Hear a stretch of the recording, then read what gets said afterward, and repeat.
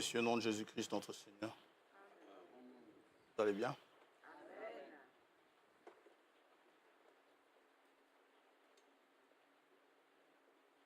Bien.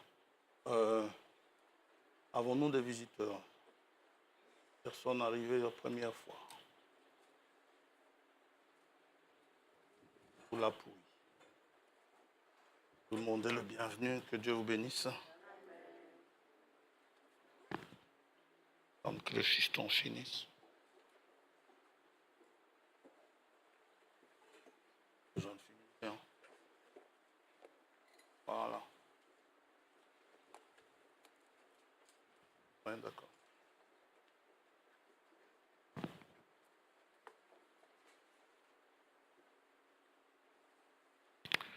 Nous allons prier. Merci. Père Céleste, nous avons cette immense opportunité ce matin de nous rassembler selon les programmes établis. Nous avons décidé de nous rassembler les mercredis, les vendredis soirs et les dimanches matins. À chaque fois que nous pouvons accomplir cela, c'est une grâce de ta part, parce que tu nous en donnes les moyens, tu nous en donnes la santé, tu nous en donnes la force, et nous t'en remercions. Nous ne venons pas pour nous voir, nous venons pour écouter ta parole, pour t'écouter, toi aussi nous parler, pour te demander également dans nos requêtes qui sont dans nos cœurs, que tu veuilles bien les considérer. Et en satisfaisant nos besoins, tu augmentes notre foi. Si on voit que c'est vrai, nous n'en doutons pas, Père, que nous puissions tout simplement expérimenter cela, que tu vois nos problèmes avant même que nous les prononcions. Veuille nous assister. Et pour nos nombreux péchés, nous te demandons pardon. Que ta grâce surabonde en notre faveur. Te remercions pour le souffle de vie ce matin, pour la santé, au nom de Jésus-Christ notre Seigneur. Nous avons prié. Amen. Amen. Amen. Grande sœur, c'est vrai, ce n'est pas la première fois, mais content de te voir. Je transmets les salutations de la sœur Nicole la semaine. J'ai oublié de le faire. Que Dieu vous bénisse. Nous allons lire dans Jérémie, chapitre 2.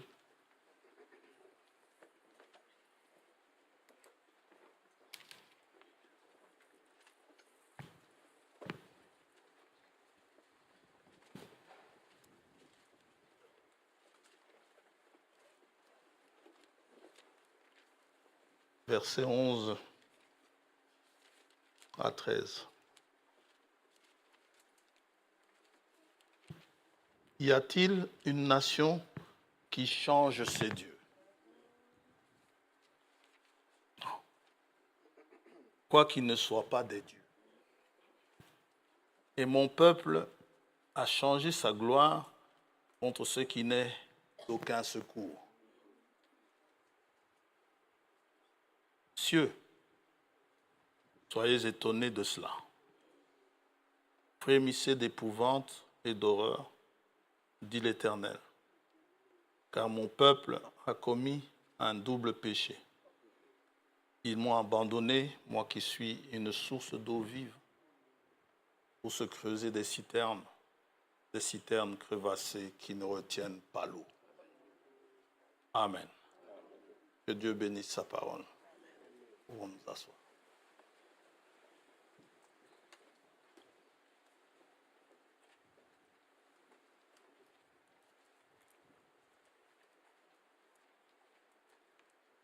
Voyons ici, nous lisons ici combien Dieu est déçu de son peuple alors qu'il a fait de grandes choses au milieu de son peuple, pour son peuple. mais son peuple est prompt à changer de Dieu. Tandis que les autres nations, dont les dieux ne sont pas des dieux, ils ne changent pas leur Dieu. Ils vont vous répondre, si vous leur amenez Dieu, ils vont vous dire, ça c'est une histoire juive. Moi j'ai mon Dieu. Qui ça? Les ancêtres. Et Dieu parle. Il parle de lui, il dit, moi, je suis une source d'eau vive. Ce sera le titre. Dieu se dit lui-même être une source d'eau vive. Pour ce qui est de l'approvisionnement en eau, l'eau est très importante. Sans eau, il n'y a pas de vie. Pour ce qui est de l'eau,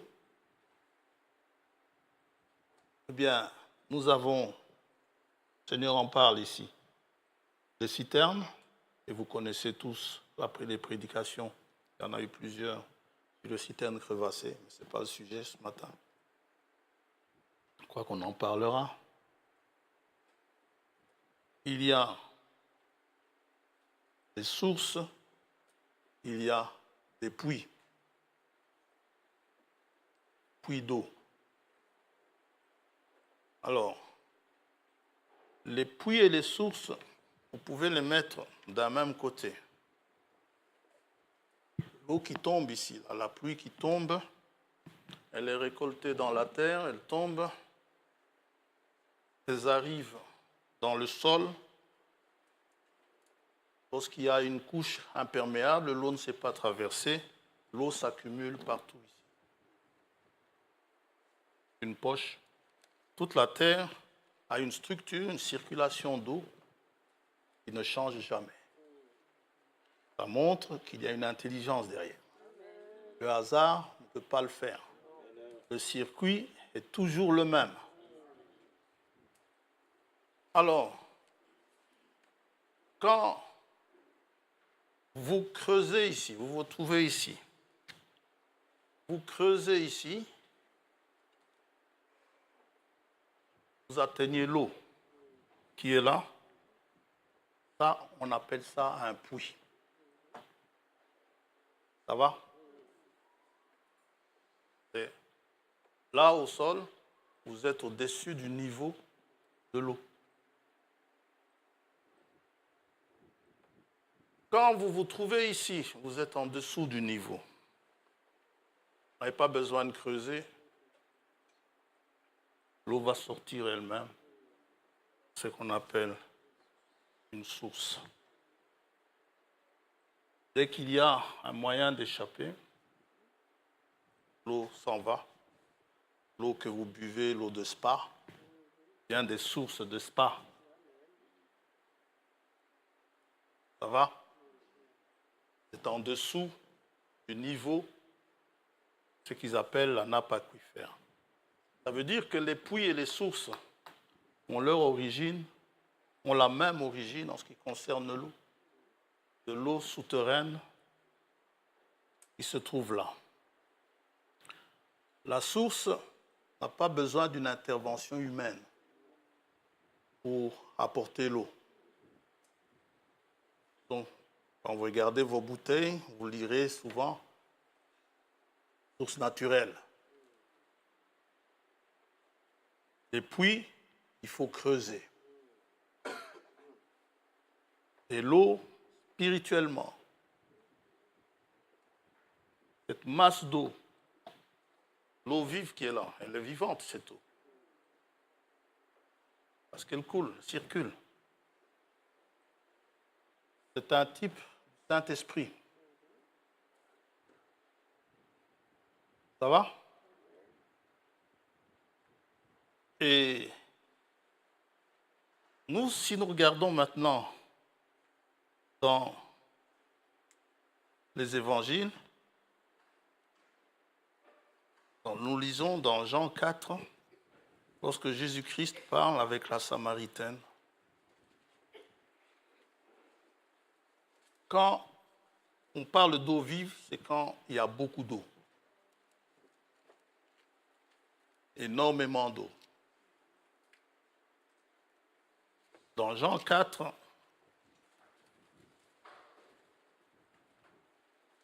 verset 7, une femme de Samarie vint puiser de l'eau. Jésus lui dit, donne-moi à boire. Verset 9, la femme samaritaine lui dit, comment toi qui es juif me demandes-tu à boire, à moi qui suis une femme samaritaine? Les Juifs, en effet, n'ont pas de relation avec les Samaritains. Jésus lui répondit, si tu connaissais le don de Dieu, et qui est celui qui te dit, donne-moi à boire, tu lui aurais toi-même demandé à boire, et il t'aurait donné de l'eau vive. Seigneur, lui dit la femme, tu n'as rien pour puiser, et le puits est profond. D'où aurais-tu donc cette eau vive? Es-tu plus grand que notre père Jacob? Il nous a donné ce puits et qui en a bu lui-même, ainsi que ses fils et ses troupeaux. Jésus lui répondit, quiconque boit de cette eau aura encore soif. Mais celui qui boira de l'eau que je lui donnerai n'aura jamais soif. Et l'eau que je lui donnerai deviendra en lui-même, une source d'eau qui se jaillira jusque dans la vie éternelle. Nous disions donc qu'un puits est une construction humaine. L'homme a dû creuser un trou pour atteindre l'eau souterraine. Et vous extrayez l'eau du puits, soit à l'aide de pompes ou d'un seau ou d'un quelconque récipient. Alors, il y a un fil rouge chez les enfants de Dieu. Quand vous commencez l'histoire depuis Abraham, lorsqu'il a occupé un territoire, grande préoccupation, il creuse un puits. Amen. Ça, c'est ce que fait Abraham. Et ces choses sont écrites pour nous instruire. Genèse 21.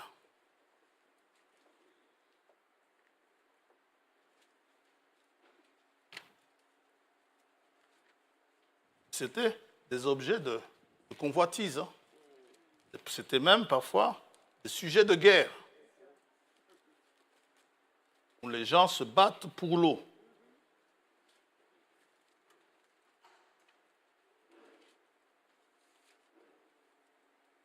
Et cette eau-là, qui vient d'un puits, cette eau qui vient en dessous, elle a été filtrée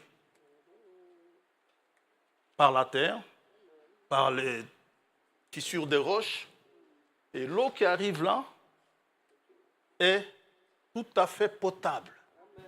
Elle n'est pas traitée dans une usine.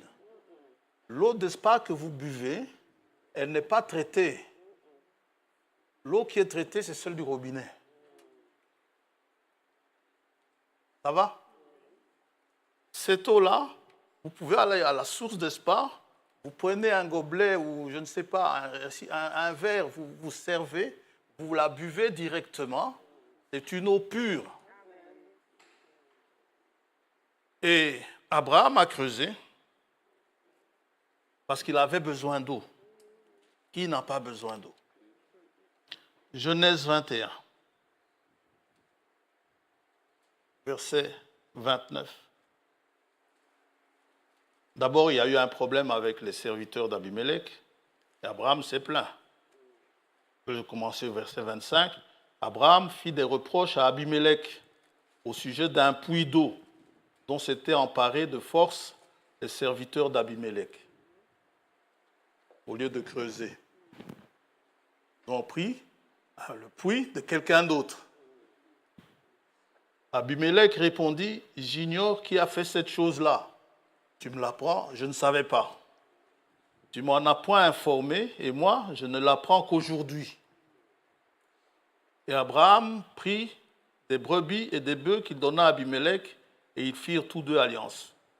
Abraham mit à part 7 jeunes brebis, et Abimelech dit à Abraham, qu'est-ce que c'est 7 jeunes brebis que tu as mis à part? Il répondit, tu accepteras de ma part ces 7 brebis, afin que cela me serve de témoignage que j'ai creusé ce puits. Amen. Abraham a creusé le puits.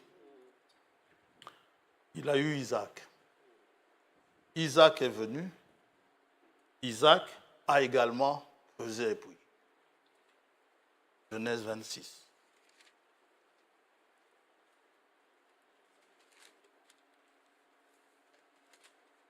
Verset 17.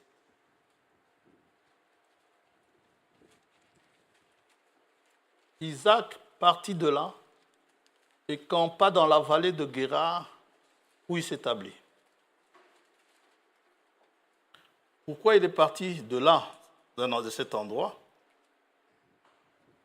Les puits que son père avait creusés, ont été comblés par les Philistins. Vous pouvez lire cela au verset 15. Sous les puits qu'avaient creusés les serviteurs de son père, du temps d'Abraham, son père, les Philistins les comblèrent et les remplirent de poussière. Ils sont méchants. Et Abimelech dit à Isaac, va-t'en de chez nous, car tu es beaucoup plus puissant que nous. Isaac partit de là et campa dans la vallée de Guérar, où il s'établit. Quoi dans la vallée? Préoccupation d'Isaac, un puits. Isaac creusa de nouveau les puits d'eau qu'on avait creusés du temps d'Abraham, son père, et qu'avaient comblé les Philistins après la mort d'Abraham. Et il leur donna les mêmes noms que son père leur avait donnés. Ils avaient l'habitude de donner des noms à leurs puits et aux sources. Les serviteurs d'Isaac creusèrent encore dans la vallée et y trouvèrent un puits d'eau vive. Quand ils ont creusé dans les puits d'Abraham, qu'Abraham avait laissé, ils ne se sont pas arrêtés là. Ils ont creusé à nouveau dans la vallée. Et un enfant de Dieu, tout fils d'Abraham, lorsqu'il est à la recherche de cette eau vive, lorsqu'il creuse, il ne creuse pas pour s'arrêter en chemin. Il doit creuser jusqu'à ce qu'il arrive aux eaux vives. Ceux qui s'arrêtent en chemin, ils n'ont rien. Ceux qui vivent du travail des autres, ils n'ont rien. Et Isaac ne s'est pas contenté de vivre avec l'eau que son père a laissée. Lui-même, il a creusé également. Pourtant, c'est Dieu qui lui a donné ce terrain. Pourtant, c'est Dieu qui lui a donné cet endroit pour y vivre. Mais là où Dieu vous met, ce n'est pas pour que vous restiez là branlant, mais c'est pour y travailler.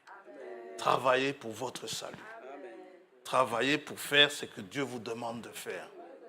Et vous devez travailler jusqu'à ce que vous trouviez de l'eau vive.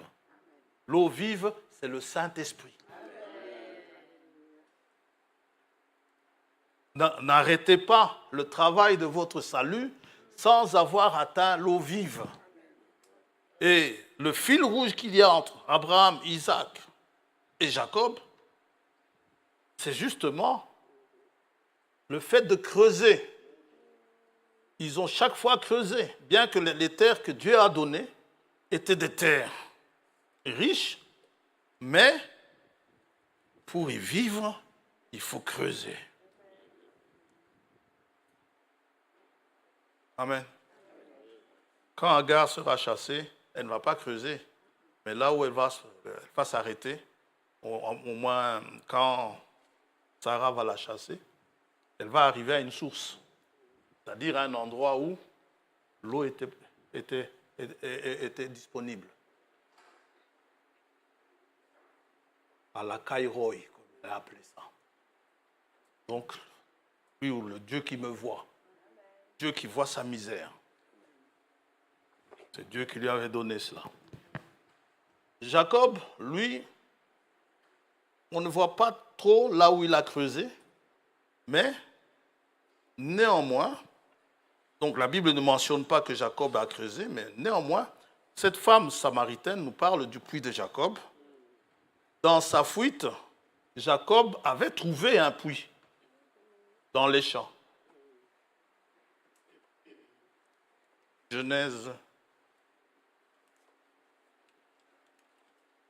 29.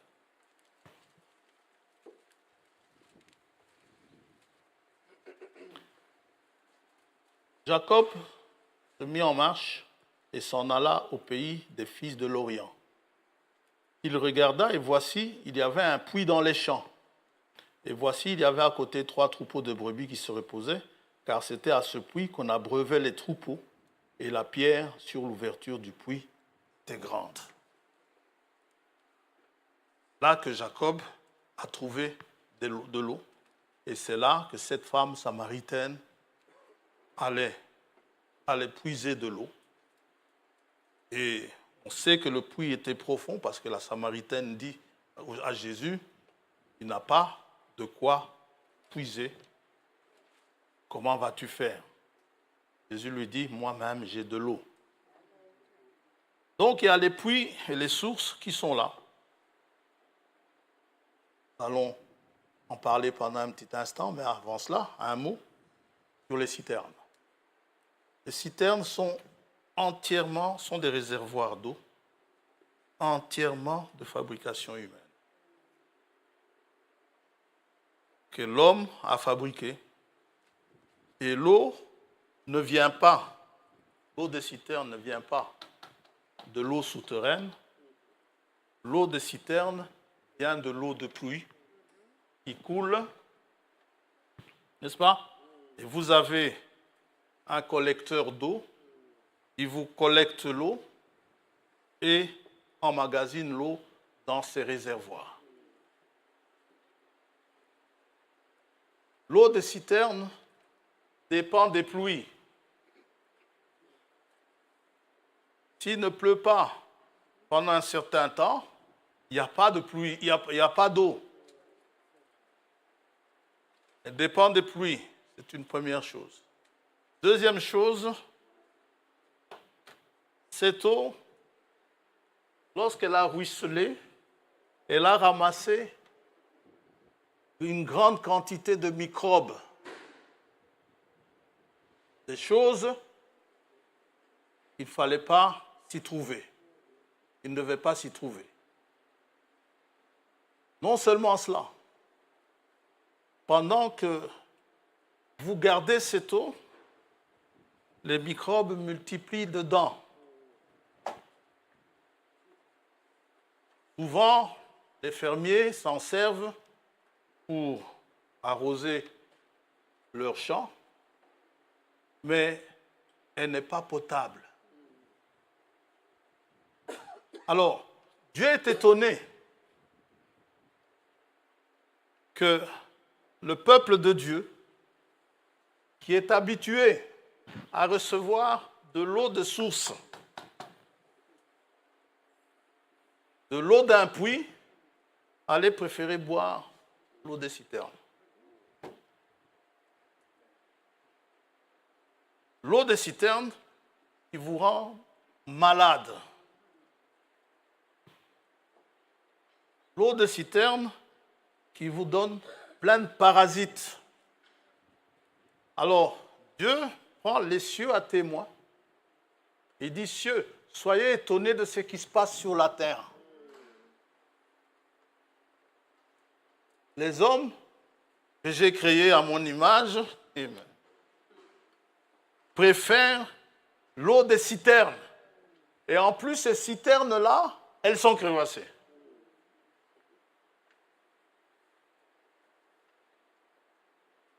Qui ne retiennent pas l'eau.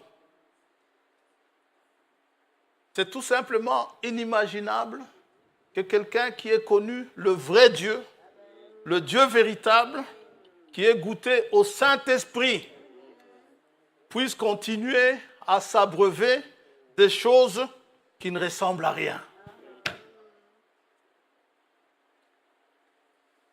Qu'est-ce que le Saint-Esprit a donné? Qu'est-ce que le Saint-Esprit vous donne depuis que vous avez cru?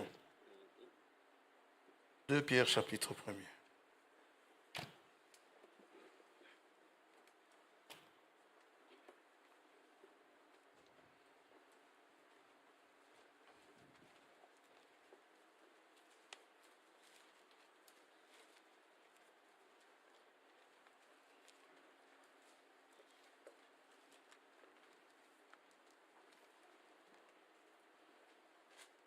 Verset 19. Et nous tenons pour d'autant plus certaine la parole prophétique à laquelle vous faites bien de prêter attention, comme à une lampe qui brille dans un lieu obscur jusqu'à ce que le jour vienne apparaître et que l'étoile du matin se lève dans vos cœurs. Sachez tout d'abord, vous-même, qu'aucune prophétie de l'Écriture ne peut être un objet d'interprétation particulière. On dit amen à ça. Amen. Car ce n'est pas par une volonté d'homme qu'une prophétie a jamais été apportée. C'est que le Saint-Esprit a écrit, laissez ça comme ça. Amen. N'interprétez pas. Mais c'est poussé par le Saint-Esprit que des hommes ont parlé de la part de Dieu. Autrement dit, la parole que vous tenez entre les mains, le livre que vous avez entre les mains, les paroles que ce livre contient, sont des paroles écrites par le Saint-Esprit. C'est vrai, Dieu a dicté cela à des hommes. Fils de l'homme écrit. Mais vous savez, quand un chef dicte une lettre, il dicte la lettre, c'est son secrétaire qui écrit. Ce n'est pas le chef. N'est-ce pas? L'écriture, c'est l'écriture du chef. Ou alors, à moins que vous ne fassiez cela, par voie mécanique. Mais si c'est à la main, ce que le chef va faire, il va juste signer. Et la parole de Dieu, Dieu la signe en la confirmant. Il confirme sa parole, montrant qu'il s'agit bien de lui. Alors, quand il s'agit de lui, continuez à vous abreuver là-dedans.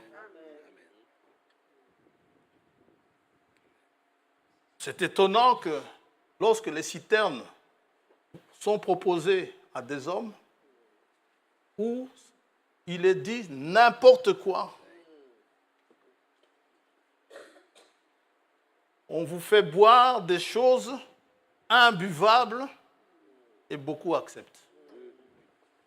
C'est Paul qui s'étonne et dit, si on vous apporte un autre Jésus, vous le prenez promptement. Mais qu'est-ce qu'il y a avec Israël?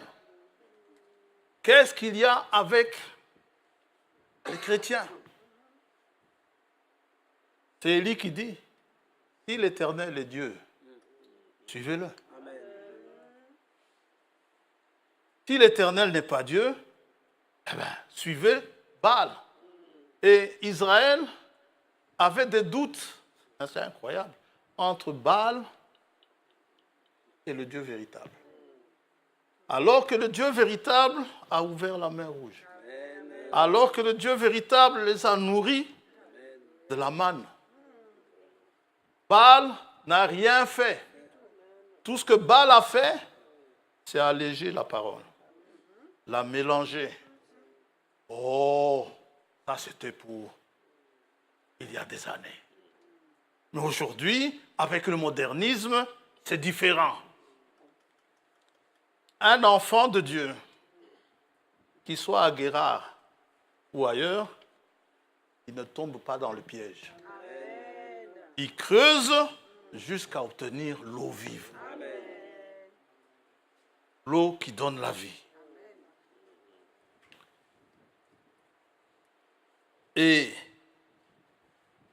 les nations, justement, quand on voit ce que les nations faisaient, Lévitique 18.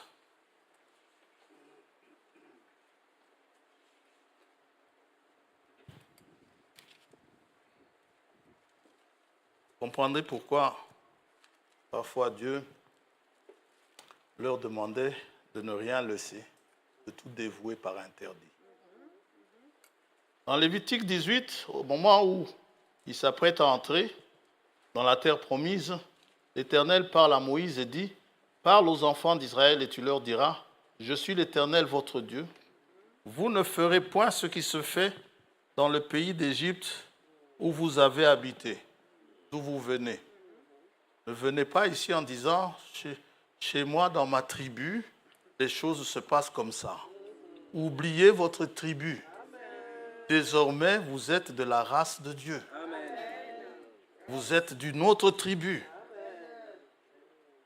Et vous ne ferez point ce qui se fait dans le pays de Canaan, où je vous mène. Vous ne suivrez point leurs usages. À Canaan, les choses qui s'y passaient étaient tellement permissives que les enfants de Dieu ont envié les Cananéens. Et c'est ce qui se passe encore aujourd'hui. Les enfants, il y en a qui se disent enfants de Dieu, qui envient les Cananéens.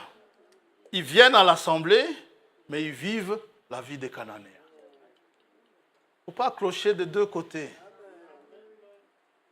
Ou vous suivez Dieu, ou vous suivez Baal. Avec Baal, tout est permis. Baal ne vous dira jamais c'est mauvais. Il vous dira c'est bon. Vous savez, ce qui est une infamie en Israël, ce n'est pas nécessairement une infamie en Canaan.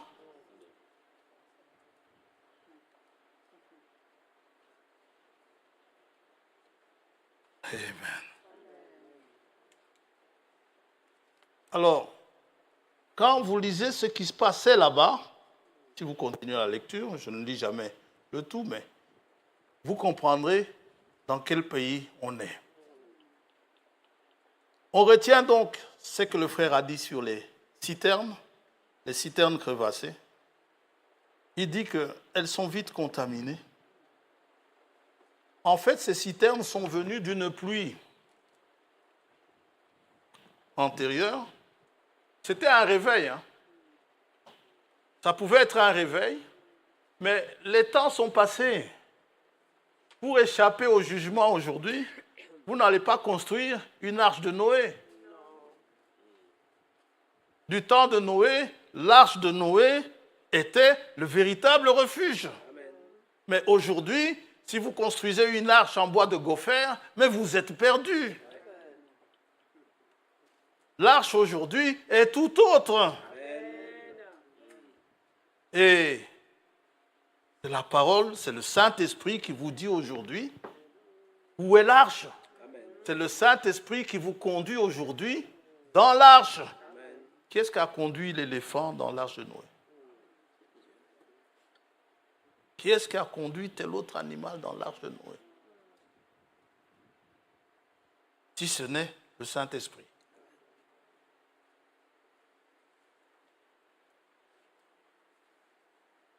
Et maintenant, c'est pourquoi ce n'est pas étonnant, dimanche passé, lorsque nous avons lu le fait que lorsqu'Éliezer est allé dans le pays d'Abraham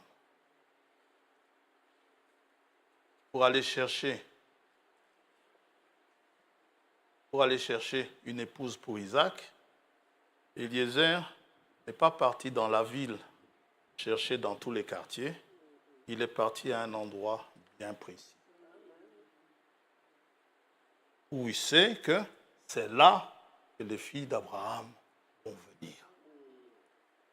C'est là que l'Église bâtie par Jésus-Christ y va. L'épouse de Jésus-Christ boit l'eau qui vient de la source. Dans Genèse 24,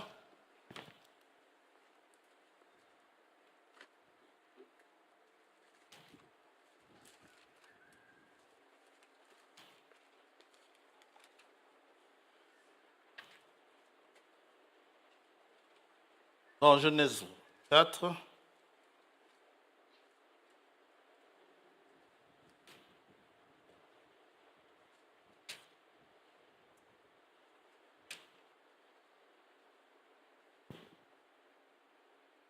Verset 11. Il fit reposer les chameaux sur leurs genoux hors de la ville, près d'un puits, au temps du soir. Qu'est-ce que tu fais? J'attends. Est-ce que tu crois qu'elles vont venir? Sûrement. Elles vont sûrement venir. Au temps où sortent celles qui vont puiser de l'eau. Parce qu'il y en a celles qui ne vont pas puiser l'eau. Mais celles qui vont puiser de l'eau, ce sont celles-là qui sont intéressantes. Les autres qui prennent l'eau de la pluie, qui la ramassent, ou qui font fondre la neige, qu'ils ont pris sur leur toit ou dans leur jardin, parce que personne n'a marché dessus, et disent, faites ça une fois, s'il neige, lorsqu'il va neiger, prenez cette neige, faites-la fondre, vous allez voir plein de poussière dedans. Elle n'est pas aussi propre que vous le pensez. Et il y en a qui se contentent de ça. Et on s'étonne qu'on tombe malade spirituellement.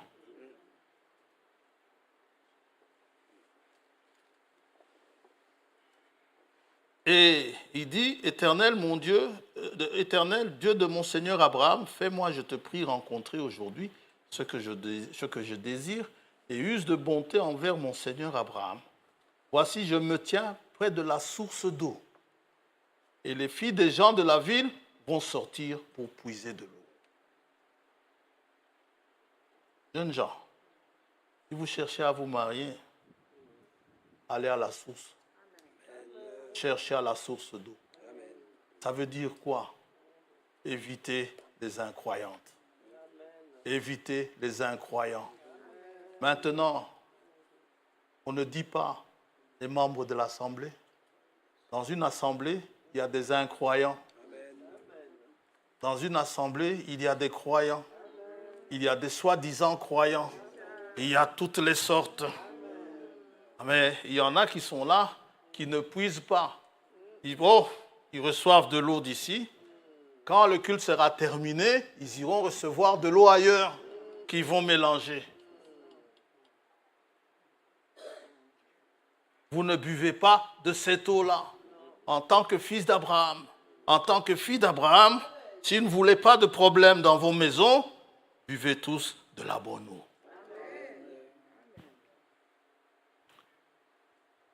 Et si vous regardez, la Samaritaine, elle buvait dans le puits de Jacob. Le puits de Jacob, c'était un puits d'un ancien réveil. Et Jacob, mais quand elle allait dans l'eau qu'il fallait, naturellement, dans la nature. C'est l'eau qu'il fallait, malgré qu'elle menait une vie bizarre. C'est cette eau-là qu'elle buvait. Avec cette eau-là, en buvant de cette eau-là, elle a fini par rencontrer Jésus-Christ. Maintenant, Jésus-Christ lui dit, tu vois, l'eau que tu bois là, que tu viens puiser, cette eau, dès que tu la boiras, tu auras encore soif. C'est quelle eau? C'est l'eau qui te fait vivre ce que tu vis là, tout de suite. Va chercher ton mari. Je n'ai pas de mari. Tu dis bien que tu n'as pas de mari. Parce que celui avec qui tu vis n'est pas ton mari. Je vois que tu es prophète. Finalement, lorsqu'il y a contact entre elle et Jésus-Christ, l'eau de Jacob ne sert plus à rien. Elle était bonne il y a une certaine époque. Et c'est valable pour vous et moi ce matin. L'eau du temps de la Pentecôte, des pentecôtistes comme vous dites, ou des méthodistes, c'était bien à l'époque. De tous ces istes-là. Aujourd'hui, le Saint-Esprit parle. Elle vous fait puiser l'eau qu'il faut que vous puissiez puiser. Vous savez, les contraintes que nous rencontrons aujourd'hui sont différentes de contraintes d'il y a 30 ans, d'il y a 50 ans. La séduction d'aujourd'hui, elle est différente de la séduction d'il y a 50 ans. Mais aujourd'hui, pendant que le Saint-Esprit vous parle, il vous permet de faire face à ces contraintes-là.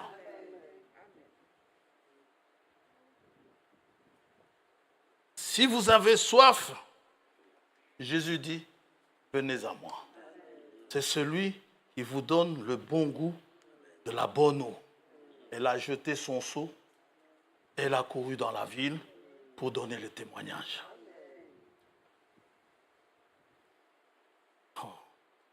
Les chrétiens cherchent donc le conjoint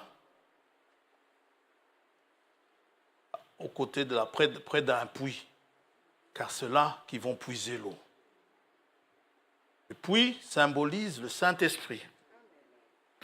La vie spirituelle que le Saint-Esprit apporte est un don de Dieu. Elle est disponible à ceux qui croient. Et cela représente quoi? Cette eau-là existe toujours. Il peut y avoir un temps de sécheresse. Les nappes sont toujours là, les nappes phréatiques. Or, quand ça baisse, ici en Belgique, on va vous donner des directives disant maintenant il faut économiser l'eau. Pourquoi? Surtout, ça commence souvent en Flandre. Parce que la Flandre est très basse. Comme elle est très basse, l'eau sort très vite. Ils sont près du niveau de la mer. Ce qui fait qu'ils n'ont plus vraiment l'eau qu'il faut. Ils vont aller boire l'eau de la mer, ça ne va pas. Trop salé. Mais l'eau que Dieu donne, elle est gratuite. Jésus dit, l'Éternel dit dans Ésaïe 55.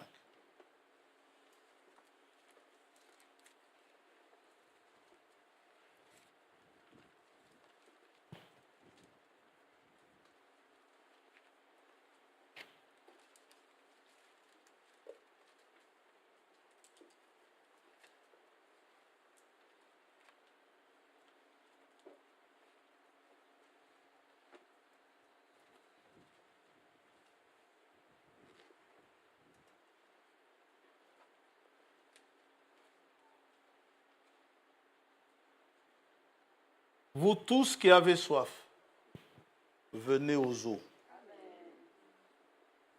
Je n'ai pas d'argent. Même celui qui n'a pas d'argent. C'est gratos. Venez acheter et manger. Venez acheter du vin et du lait sans argent, sans rien payer. Dieu est prêt à assouvir votre soif gratuitement. Mais lorsque on vous propose l'eau gratuite pour votre mal, vous penserez peut-être, Satan vous dira que ça ne marchera pas. J'irai chez celui qui demande de l'argent, chez lui ça ira. C'est un charlatan. Celui qui demande de l'argent. C'est gratuit. Vous imposerez les mains aux malades et les malades, ceux qui croiront, seront guéris. Ce sont les signes qui accompagneront ceux qui auront cru. Les malades seront guéris. Vous avez soif de guérison, venez aux eaux. Jeunes gens, vous avez soif de vous marier, venez aux eaux. Vous avez soif de délivrance, venez aux eaux. Tout cela est gratuit. Ces prières qui vous coûtent de l'argent, c'est rien du tout. Et il dit, pourquoi pesez-vous de l'argent pour ce qui ne nourrit pas? Pourquoi pesez-vous de l'argent pour ce qui ne guérit pas? Pourquoi pesez-vous de l'argent pour ce qui ne délivre pas? Pourquoi travaillez-vous pour ce qui ne rassasie pas? Écoutez-moi donc et vous mangerez ce qui est bon. Écoutez Dieu. Et votre âme se délectera de mets succulents. Prêtez l'oreille. L'Esprit parle. Et venez à moi, écoutez et votre âme vivra. Je traiterai avec vous une alliance éternelle pour rendre durable mes faveurs envers David.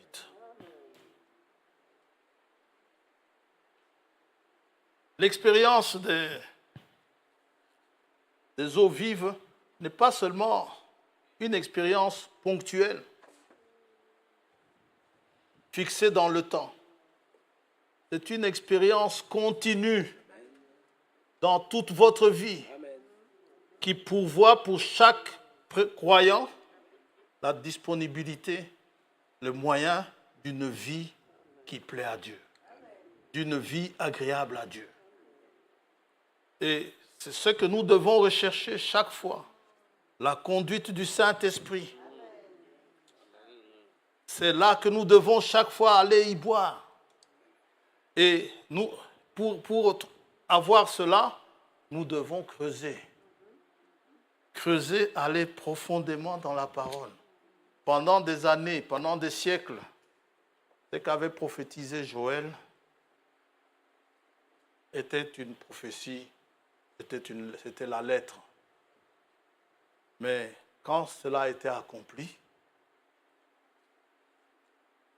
ceux qui ont bu, qui sont allés à Jésus, ceux qui ont rencontré Jésus-Christ, qui l'ont suivi, ceux-là, ils ont pu avoir de quoi vivre, leur vie a changé. De peureux qu'ils étaient devenus courageux. L'apôtre Paul dit, lui aussi il vivait avant d'une certaine eau, qu'il croyait être la bonne eau. Il dit qu'il était animé d'un zèle excessif.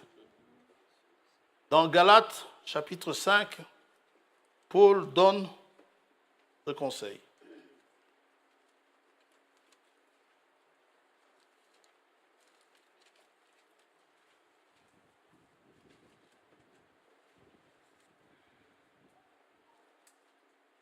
Galates 5, verset 16.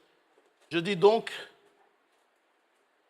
marchez selon l'esprit, et vous n'accomplirez pas les désirs de la chair. Car la chair a des désirs contraires à ceux de l'esprit, et l'esprit en a de contraires à ceux de la chair. Ils sont opposés entre eux, ils ne s'entendent pas, afin que vous ne fassiez point ce que vous voudriez. Le tout est de savoir où vous allez puiser l'eau. Quel esprit vous anime? Si il vous anime vers quelque chose qui est en dehors de ce que l'esprit a dit, vous êtes dans le faux. Si l'esprit l'a dit, faites-le. Si vous l'appliquez mal, ce n'est pas grave. Le Saint-Esprit corrigera ça. Vous savez, dans la chambre haute, ils ont élu un 12e apôtre. Parce que Judas était parti. Judas avait arrêté la marche avec eux. Ils ont élu un autre. Mais ce n'était pas lui le 12e. Mais qui a corrigé cela? Dieu lui-même.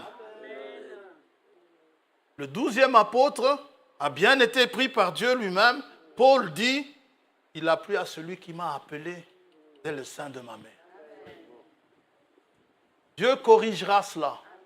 Tant que c'est écrit et que vous êtes sincère et que vous l'appliquez, Dieu corrigera la chose. Ayez cette confiance en l'esprit que c'est le cas. Parce que non seulement lorsque vous vous servez de cette eau qui sort de puits ou des eaux vives, qui sort de là, lorsque vous allez au Seigneur, vous-même maintenant, vous allez en dégager de l'eau, de l'esprit. Vous-même, vous deviendrez une source. Jésus dit ceci.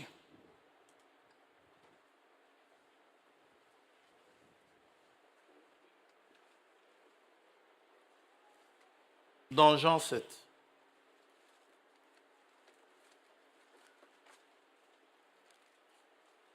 Verset 37.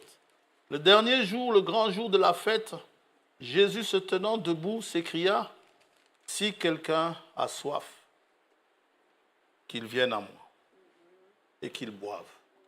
Tout dépend de quoi vous avez soif. Vous avez soif de quoi? Venez à Jésus. Et qui donne cette... Et pour que vous puissiez venir à lui, vous savez, c'est un moyen qu'il a de vous attirer à lui. C'est-à-dire en vous donnant soif.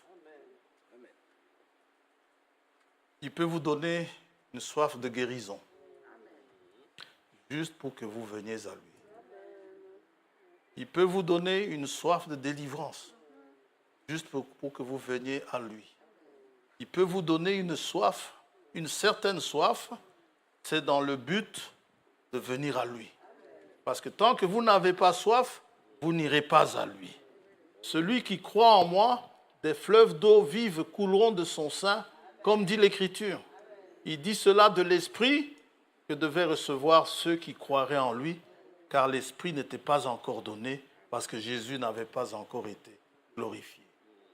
Et Dieu dit à son peuple que c'est un crime que de vouloir aller chercher de l'eau de citerne. C'est un crime, parce qu'ils ont commis 2 crimes. Le premier, ils ont abandonné l'Éternel. Le deuxième, ils sont allés boire des citernes crevassées. Des citernes qui ne retiennent pas l'eau. Ce qui est bizarre, c'est que l'évangile en lui-même, le parfait évangile, l'évangile originel, l'ancien évangile comme nous disons, il est difficile à apporter aux gens par rapport au faux. C'est Satan qui fait ça. Il fait que vous croyez plus vite le faux que croire le vrai. Parce que le vrai est surnaturel. Le faux va près du naturel. Quand on dit à Nicodème, il faut naître de nouveau, il va directement dans le naturel. Dois-je entrer dans le sein de ma mère pour naître à nouveau? Jésus lui dit, mais si tu ne comprends déjà pas des choses terrestres, si je te parle des choses célestes, qu'est-ce qu'il en sera? Alors, Dieu dit, cieux, soyez étonnés de cela. Au ciel, cela ne se passe pas. Il leur dit, frémissez d'épouvante et d'horreur, car mon peuple a commis un double péché. Ils m'ont abandonné, moi qui suis une source d'eau vive. La source d'eau vive, c'est aussi une personne. C'est Dieu lui-même. C'est Dieu qui vous tire, qui vous attire à vous pour que vous alliez boire chez lui. Et pendant que vous boirez chez lui, cette eau-là vous transformera vous-même en une eau vivante, en un fleuve vivant, ou en une source vivante. Et moi qui suis une source d'eau vive, pour creuser des citernes crevassées. Vous savez, les citernes, pour les fabriquer, il faut accomplir un certain travail. Et ils travaillent. Et le travail impressionne les gens. Je ne vous laissez jamais impressionner par le travail de quelqu'un. Si vous voulez être impressionné, que Dieu vous impressionne. D'ailleurs, quand Dieu impressionne, c'est beaucoup plus impressionnant que ce que l'homme fait. Lorsque vous allez voir un malade aux soins intensifs, vous le voyez, on lui met des respirateurs, des gros appareils, et l'homme intelligent vient et vous explique ces choses. Alors vous voyez des cadrans, vous voyez toutes ces choses. Mais Dieu, lorsqu'il vous fait respirer, qui a besoin d'un écran là? Et pourtant, respirer, c'est une fonction vitale. Elle semble banale, mais bien précieuse. Le cœur qui bat, ça semble banal, mais s'il s'arrête, tout s'arrête. Et ça se fait si naturellement. Et ça devrait impressionner. Et quand David regarde, il dit, quand je regarde, mais qu'est-ce qu'est l'homme pour que tu te souviennes de lui? Et il dit, tu as fait de moi une créature merveilleuse. Mais la création, elle est merveilleuse. Ce que fait la parole de Dieu, c'est merveilleux. Alors, si vous buvez de cela, vous vous approcherez de lui. Lorsque vous voyez la grandeur des étoiles, la grandeur des cieux, vous savez qu'il y a un Dieu grand. C'est à ce moment-là que vous vous approchez de lui. Vous allez dans la forêt, vous voyez ces arbres, vous voyez ces choses comme ce frère ou cette sœur qui a composé le cantique. Quand je vois la rivière avec son onde et toutes ces choses, je dis combien tu es grand. C'est une manière de vous approcher de lui. Considérez les œuvres. Jésus dit, si vous ne me croyez pas, si vous ne croyez pas en la parole, croyez au moins aux œuvres. Les œuvres vous disent que le Dieu auquel vous avez cru est un grand Dieu. Ce qui est impressionnant, c'est quand c'est dit que la lumière soit et la lumière fut. C'est impressionnant. On ne devrait pas lire cette Bible comme un roman. Les romans ou les livres, laissez ces histoires qui passent par les réseaux sociaux, où des gens comment dirais-je, vous envoient et vous postent des prédications ou des choses, des réflexions qu'ils ont eues. Non. Vous avez une Bible. Vous êtes arrêté près d'un puits d'eau. Hein? Psaume chapitre 1er.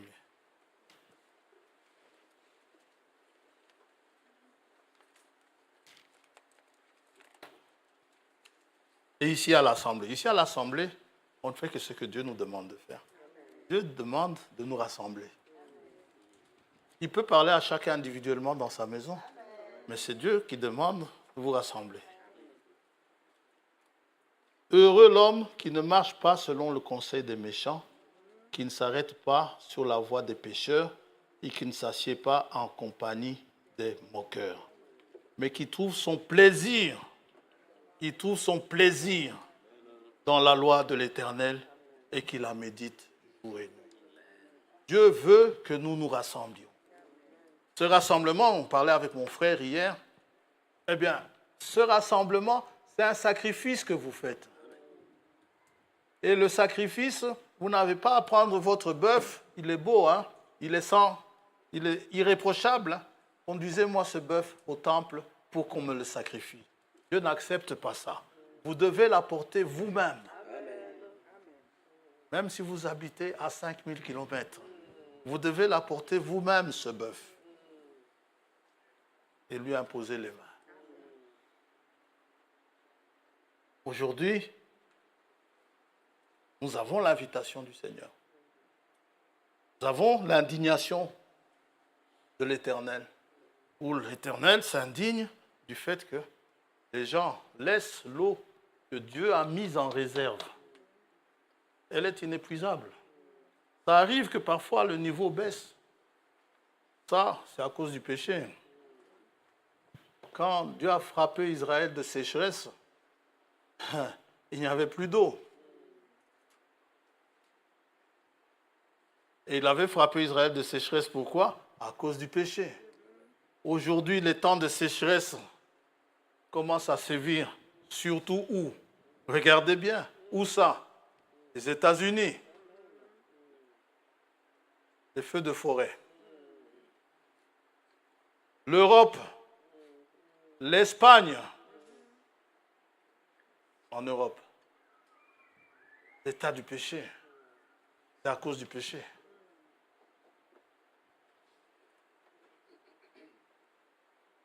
Et ça va aller de pire en pire. Où les gens vont chercher cette effusion du Saint-Esprit. Ceux qui sont épris de Dieu, ceux-là, ils chercheront à ce que cette promesse s'accomplisse en eux. Parce que Dieu a promis. Et ce que Dieu promet, il accomplit. Et Dieu aime ceux qui aiment ses promesses. Ne vous fatiguez pas. Faites comme Isaac. Vous creusez et ne vous arrêtez pas. Jusqu'à ce que vous ayez trouvé de l'eau vive. Et quand vous creusez, vous avez trouvé de l'eau vive. N'allez pas creuser ailleurs. Si vous regardez bien, il a creusé là où son père a creusé. La parole, elle n'a pas changé depuis le commencement jusqu'à la fin. Il a creusé là où Abraham a creusé. Isaac en a profité. Oh, Jacob en a profité quand il habitait là-bas. Et aujourd'hui, nous profitons tous de cette eau-là. Parce qu'Abraham, il cherchait justement la cité où Dieu est l'architecte, n'est-ce pas? Donc, c'est cela notre sujet de recherche aujourd'hui. C'est cette promesse qu'elle s'accomplisse. C'est bien de dire aux gens, on est maintenant à la fin des temps. Mais on est à la fin de temps, ça va te trouver dans quel état? Et de vous-même, vous ne pouvez pas arriver à être prêt. Il faut qu'il y ait ce Saint-Esprit que Dieu nous a promis. Cela doit être notre préoccupation première, à ce qu'il y ait cette effusion dans l'Assemblée. Et alors, les bêtises dans l'Assemblée, il n'y en aura plus.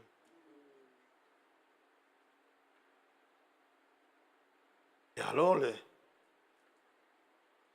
les histoires d'amour, philéo, il n'y en aura plus. Ou quelqu'un vous dira, je vous aime, mais ne vous aime pas. C'est vraiment l'amour de Dieu qui va nous réunir. Ou toutes ces histoires, ces petites histoires, où c'est Paul qui dit cela, qui dit que n'attristez pas le Saint-Esprit. Ne l'attristez pas. Il veut bien, Dieu veut bien vous le donner. Il veut bien vous le donner. Mais encore faut-il que vous ayez soif. Mais surtout, n'allez pas dans les citernes crevassées. N'allez pas dans ces réseaux sociaux. Vous avez une Bible. Vous avez une Bible. Il y a un grand serviteur de Dieu, paix à son âme, qui est parti, qui nous a quittés la semaine passée. Beaucoup le connaissaient, il chantait très bien. Jimmy Swaggart. J'aimais bien sa manière de chanter. Il avait son assemblée. C'est un grand serviteur de Dieu. C'est peut-être un pentecôtiste, mais bien. Mais il œuvrait là où Dieu l'avait placé. Il y a les Oral Roberts, il y a tous ces gens-là, que Dieu a placés. Oh, on en a certainement en Afrique, on en a chez nous, on en a ici.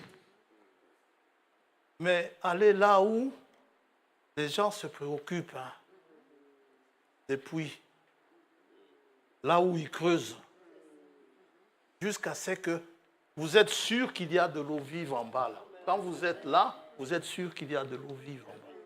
Vous creusez. Abraham était certain qu'il trouverait de l'eau.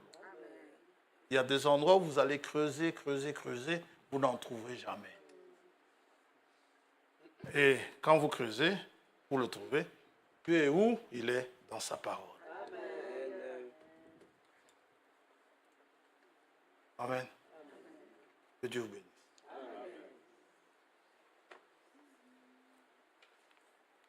Il est dans sa parole. Il n'est nulle part ailleurs. Dieu est dans ses promesses. Prenez-le au mot. Ce qu'il a promis, prononcez-le. Dites-lui, Seigneur, c'est toi qui l'as promis. Dites-le lui. Ne le lâchez pas. Creusez jusqu'à ce que Dieu réponde.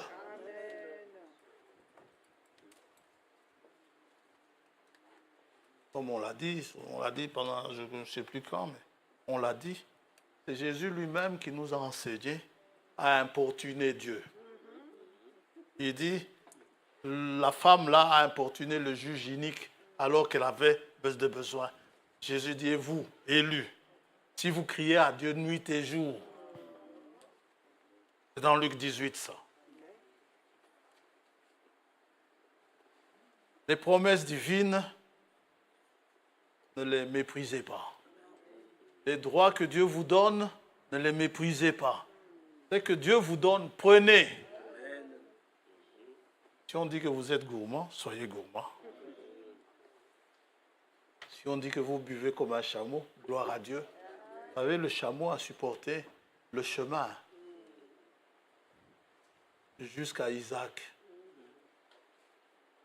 en buvant je ne sais combien de litres d'eau. Et vous aussi, pour supporter le chemin, buvez l'eau qu'il faut. Buvez, ne vous arrêtez pas. Que Dieu vous bénisse.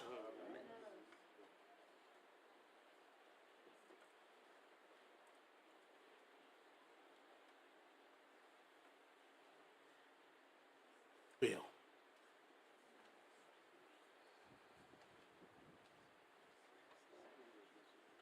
Père Céleste, nous ne voulons pas être des fainéants, des oisifs, car il nous est dit de rajouter à notre foi la vertu, à la vertu la connaissance, à la connaissance la tempérance, la patience, l'amour fraternel, l'amour agapao. Et si ces choses sont en nous en abondance, ne nous rendons pas oisifs en ce qui concerne le salut. Nous ne voulons pas être des oisifs, des paresseux, mais nous voulons être des chrétiens qui creusent.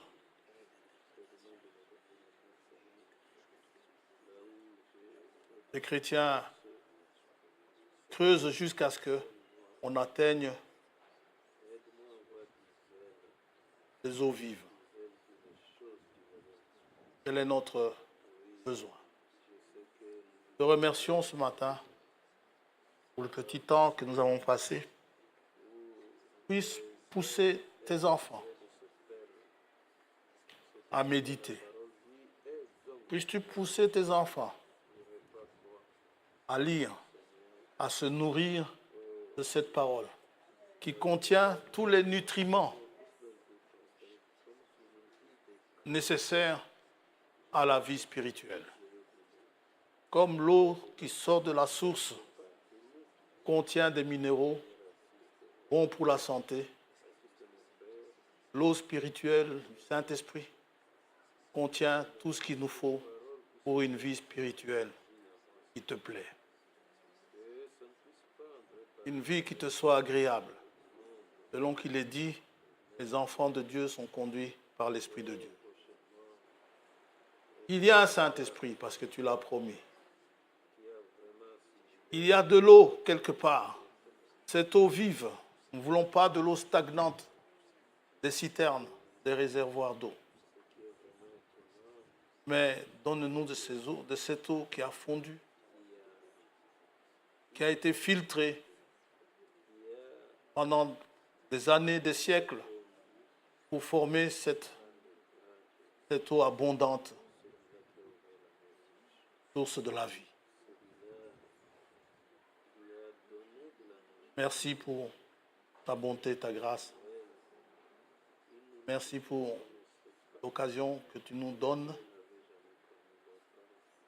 que tu nous as donné de nous rassembler. Merci pour ce jour que tu as fait. Accompagne chacun de tes enfants qui a la pluie dehors, qui nous parle de l'effusion du Saint-Esprit, et qu'une pluie spirituelle, envoie-nous la pluie de l'arrière et de l'avant-saison, en double portion. Que le Fils et le Fils de Dieu soient manifestés en cet âge. Au nom de Jésus-Christ.